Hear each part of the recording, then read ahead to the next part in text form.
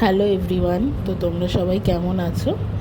তো আমি এখন সোদপুরে আছি শিবের সামার ভ্যাকেশনের জন্য। আমি এখন একটু বাপের বাড়িতে আছি কদিনের জন্য। তো ওই জন্য কালকে সকালবেলা রেডি হয়ে একটু বেরিয়ে গেছিলাম একটু বান্ধবীদের সাথে দেখা করতে। তো আমাদের এখানে বেশি দূর যাইনি, তো আমাদের এখানে মহেশ্বরতলা ঘাটেই গেছিলাম।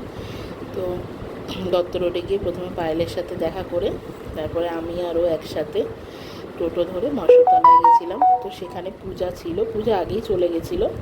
তো আমরা যাওয়ার কিছুক্ষণ পরই ঝিলিক চলে এসছে।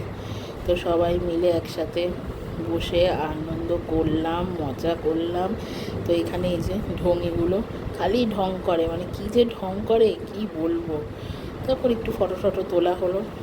ফটো তোলার পরে এই যে আমার ঝিলিক রানী চলে এসেছে। তারপরে একটা জায়গা থেকে একটু ঘুগনি নিলাম, আর একটা জায়গা থেকে পাপড়ি চাট নিলাম। ঘুগনিটা খেতে ভীষণ ভালো ছিল, কিন্তু পাপড়ি চাটটা খেতে এতটাই বিশ্রী ছিল, মানে নেওয়ার পর বুঝতে পেরেছি যে পাপড়ি চাটটা নেওয়াটা ঠিক উচিত হয়নি, কিন্তু যাই হোক নিয়েছি। কিন্তু এই যে ও দারুণ, এখন এই যে বলবে না, কিন্তু এটাও পুরো মিথ্যা কথা বলেছে, দারুণ মোটেই দারুণ ছিল না। থেকে ঘুগনিটা খুব ভালো ছিল। তো তারপরে গিয়ে মহেশ্বরতলা ঘাটে বসলাম, বসে একটু আড্ডা ঠাড্ডা দিলাম।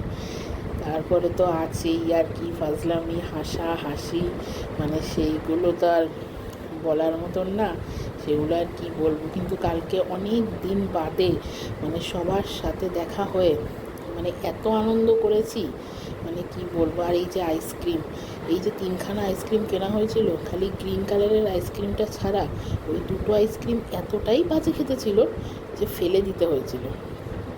তো তারপরে এই যে একটু ফটো টটো তুলে তারপরে তো আনন্দ মজা তো আছেই, হাসাহাসি। তো তারপরে 9টা বাজলো, যে যার মতন বাড়ি চলে গেলাম।